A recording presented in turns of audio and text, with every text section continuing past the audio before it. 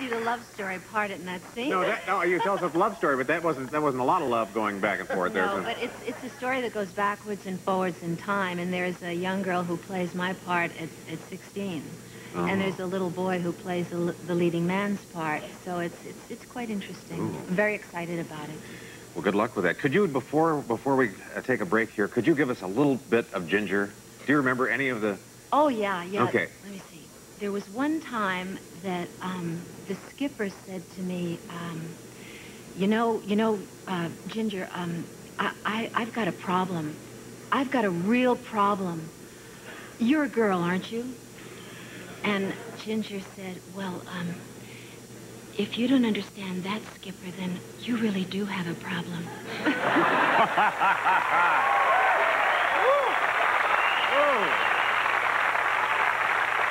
Well, thank you, Tina. You know, two more people who are on that ill-fated 3-hour cruise are with us. The Professor and Marianne. Would you please say hello to Don Wells and Russell Johnson?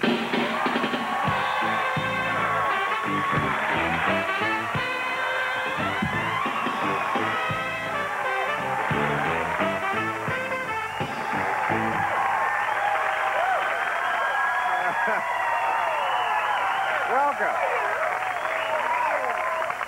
That's very nice. And this is something that Marianne would do. You were the baker of the class. And it's edible, too. It is? It's not throwable, is it? No, we're not going to throw it. Now you fireproof. That's good. Yeah. You two were really something. In the first season, you were known as All the Rest. That's right. The rest. Yeah. and then in the second season, that was the Professor and Marianne. How did that happen? How did you finally come to the forefront and get some credit in this? Well, they realized just how wonderful we really were. Yeah.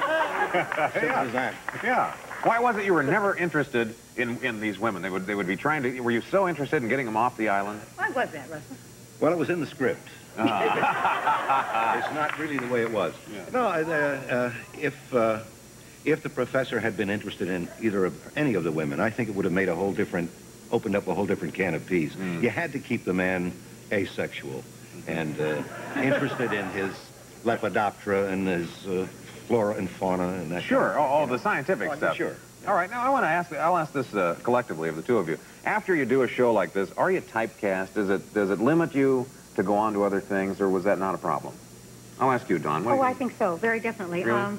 My theater training was where I originally began. So when Gilligan's Island went off the air, I went back to the stage, figuring had I stayed in Los Angeles, I probably would have been playing a character like Marianne for a few years. So I've been basically doing theater for quite a while, and now I'm too old to play Marianne, so it's all right. I rode the herd over. It's okay. Do people still recognize you, Russell, from the show? Oh, absolutely. I mean, it's just an ongoing thing. Sure. It's absolutely astounding. What do they say to you? What do they want to know from you? Oh, the people ask me, do you remember when you did this or when you did that? Or how did you do so? And I can't remember any of that. Well, it's gone. But of course, because they've been in reruns, there are Gilligan's Island fans who have seen this 40 and 50 times now. Of course, they memorize things. Well, do you remember what that outfit that you wore in the episode with the lion or something? And of course, and I how are you get stumped on trivia all the time. Oh, you do? Oh, yeah. I don't know the answers. You told me Jonas Grumby today on the television radio show we did today. I'd never heard the skipper's real name. That's the skipper's real name, was Jonas Grumby. How many of you knew that? See, nobody. Some people didn't know that. Well, we're going to take a short break. Are we going to take a short break? All right, because when we come back, the millionaire and his wife are going to join us. So please, stick around.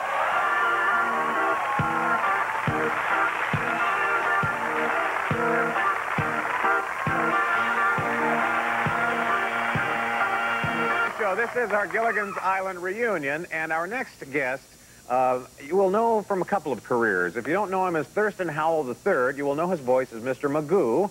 And with him is the woman who played his wife, Lovey. Please welcome Jim Backus and Natalie Schaefer.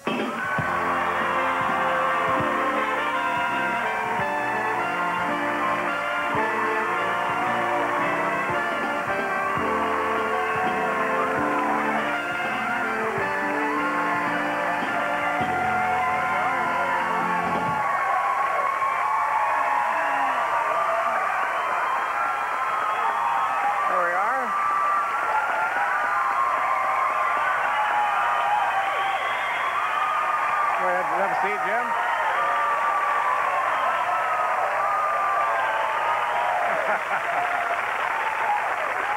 Isn't this fun?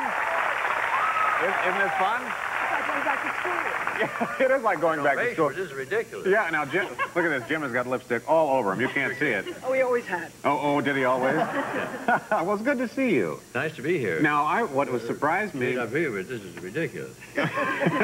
What surprised me most about you, Natalie, is when we were talking backstage, you have a genuine, rich accent. She sure does. She does. Well, I have to have. It's in his book. It's in his book. Was this a fun deal for you? It was just I fun. adored it. We had such fun together, and we missed being... We worked so well together. All those years, we never had one word that was one crossword, one word with nothing. We agreed on everything. Did you really? And I learned to ad-lib from him. Yeah, did they do ad-lib much in the brilliant. series? Yeah, a lot of that. Did you really? Just throw the We script out didn't the have to. The words were so delightful. Yeah. Yeah, Sherwood's here. He is. Yes, we're going to talk with the creator in just a little while. Now, how did you juggle being Mr. Magoo and the series all at one time? It was very easy. Magoo, I did in about an hour. Just show me the figures of what I was supposed to do, and I'd do it. Really? Yeah. And the things that Magoo ad-libbed, and you couldn't hear were the things that were good, because a lot of Mr. Magoo is very dirty.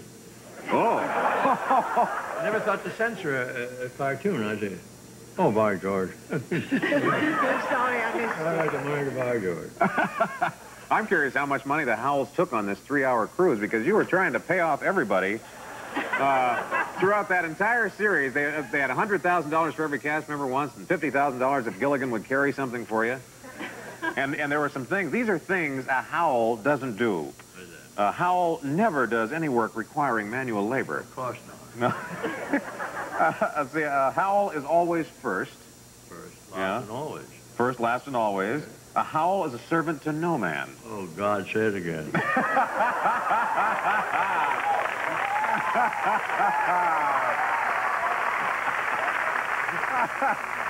This was just delightful. I'll tell you, that was one of the things that I thought was so wonderful about this television series, is that you really didn't overact. You were, everything that you said really fit your character. It has to be really a license to steal. Yeah. Yes, but that's what acting is. It's really having fun. I think the critics have made a fool of themselves when they're taking us too seriously. Well, that's what we were talking about here, where the critics weren't that much in love with it. It just proved year after year to stand up. I found out that Gregory Peck was a big fan of it. Oh, is that right? Yeah, he came up to me one time. I'd never met him before, and he said, "You Thurston Howell?" And I said, "Yes." And he, my favorite show, wouldn't miss it. Really? I think we was awfully polite. I wrote a book during our... You wrote a book here. It's called Forgive Us Our Digressions by Jim and Henny Backus. That's my other wife. And that's your book. So that's your other wife. You know, we have the creator, the man who was behind Gilligan's Island. He's here tonight. I want to introduce you to him. He is the producer and the creator of Gilligan's Island. His name is Sherwood Schwartz.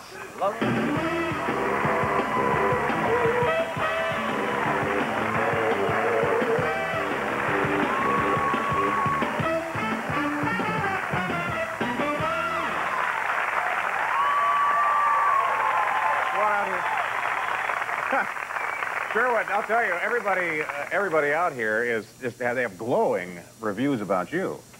They all love you. Well, they're sensible people. Well, He's the Mary Poppins of Gilligan's Island. Ladies and gentlemen, what do you think of this cast, though? well, of course.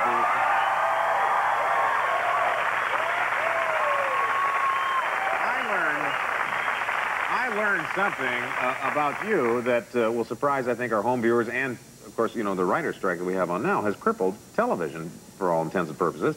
You had the scripts ready how far in advance for this show? Well, we always had at least 6 or 8 final scripts in hand. Ahead. You were that Yeah, far. You were yeah. that far ahead. Plus many storylines and synopses.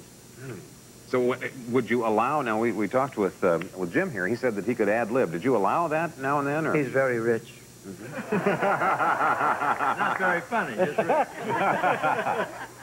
So was that a part of it? If they had a line that would work for the... If they had a better line, that was fine with me. It was fine with you. Yeah. You know, I also asked them what episode they remembered most, and every one of the castaways said it was the lion episode. Do you remember that one? I certainly do. Would you describe what happened in the lion episode? We almost lost Bob Denver in that episode. Lion food, yeah. So, well, what happened? Well, we had a great big real lion who was washed ashore. A lot of things got washed ashore. Yeah. And this lion was washed ashore, and Bob was terrified and hid in a hut and packed everything in the hut against the door so the lion couldn't get in. Sure. The only problem was the lion was in the bed in the hut. So then when he went to sit on the bed, he reaches back and begins to feel this furry something and takes a look and leaps off the bed. You cannot leap when there's a lion around. Oh, no, of course not. They don't like it. When you move quickly, When they you don't. move quickly, Oh, I see. lions don't like it. And he leaped for Bob. And except for the fact that the bed was not secured, it was movable. Oh, I see. And the lion lost his purchase in that move and leaped for Bob and missed by about 2 or 3 feet, or he'd have landed right on him. Oh, my. An angry lion leaping leaping for Bob. And I said, Bob, that's right. Yeah. I said, Bob, are you okay? He says, yeah, let's do it again. That's exactly what he said. Really? Well, there's a paycheck hanging in the balance. That's why. Oh, I wouldn't want to think that's... Yeah. Do we have a clip from that? Oh, let's take a look. Here's what you saw, folks. Mrs. Howell?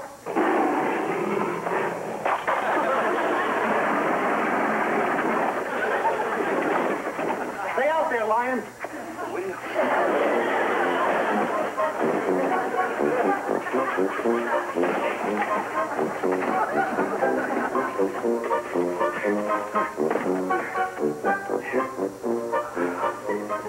To get through there, you're gonna have to find me.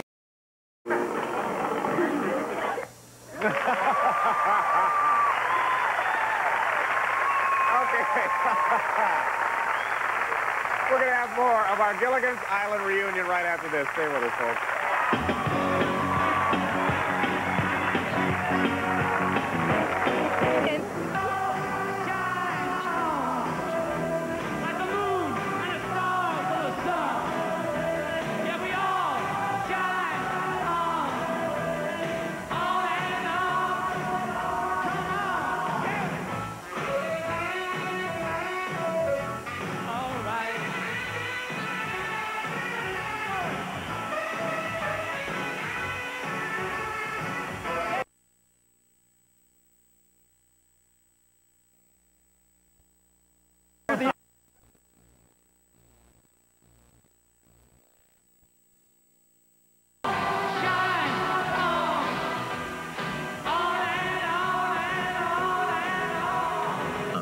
Oh, the It's gotten bigger over there. Near the end of the morning, he didn't have the seeds in his hand, and the parrot, instead of taking his seed, took his thumb. Oh. And I never heard that language in my life. Oh. And that parrot went, whoa! The parrot gets residuals. I also heard there was a story that you fell out of a tree, Alan. Yes, that's right. There was a branch that was supposed to kind of break a little and throw me and so forth and so on. Well, it broke a little, but it broke at the wrong time. And so I was 12 feet up in the air, and I fell down and fell out of the tree backwards, and of course broke my fall with my right wrist, so to speak, and it fractured my wrist, but I finished the season, and then I went to see the Churchill Downs, as would be the Kentucky Derby, and I had this big cast on my arm. And, of course, my dear little lady had to wear a football helmet at night because every time I rolled over, it Bang her on the head. so she was doing Gilligan all over again. You know, I've got some questions. These are trivia questions. I'd love to ask some of you, if you don't mind. That's right. Now, Sherwood, you probably know the answers to these. Maybe. All right, we'll see. We'll see. How many college degrees did the professor have? Oh, you're really getting hard. Yeah, this is a tough question. Russ. You know that. I haven't the slightest idea. Do you know? Do you know, Sherman? Yeah, I happen to know. How many? Should I tell him? Sure, you can tell him. What's the answer? 6. He had 6 college degrees. And couldn't build a boat. Couldn't build a boat. One of the degrees was not in boat building. Right. None of the degrees. None of them were in. Okay, let me ask another one. How about the who was Ginger's roommate in Hollywood? Back in Hollywood. She talked about her. She talked about her roommate a lot. Very good. I don't remember. You don't remember her? Yes, it was in several episodes. He was. I don't remember that at all. Keep track of roommates. Debbie Dawson was the answer. Debbie Dawson. Debbie Dawson. Knew her well. Debbie Dawson? Yes, she brought up Debbie's name many, many times. All right, we'll go on. How about this one? You may know this one. Mary Ann belonged to a club. What club was that? Oh, farmer. 4-H, gotta be. 4-H. That's right. Oh, you got that one.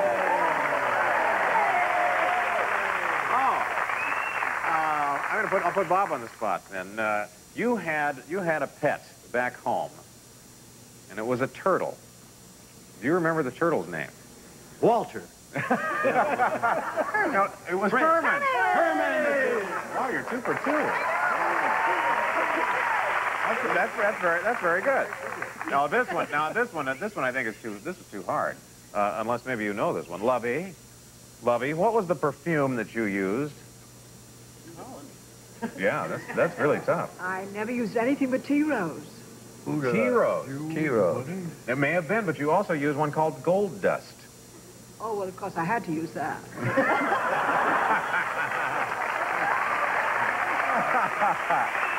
That's all. Yeah. Oh, okay. All right, I'll ask you another one. Do you know where you kept your money? In which banks, Mr. Howell? This is Chase National and Fort Knox. This is really funny. He kept it in the First, Second, and Third National Banks. I like that one. How many blankets were on board the Minnow? Do you remember, Alan? Well, we had a blanket policy. We had... Do you remember this? Gee, I don't know what, 5 blankets. Missed by 1. 4. There were 4 blankets, and they did everything with 4 blankets. I'll tell you. Well, not quite everything, but enough for their cabin anyway. I'll tell you, this has been a lot of fun, you guys. This has been a delight for all of us to see all of you back in one arena again, and we thank all of you so much. Russell Johnson, thank you very much. Dawn Wells, Sherwood Schwartz, nice to see you. Jim Backett, good to have you here. Natalie Schaefer, Tina, good to see you.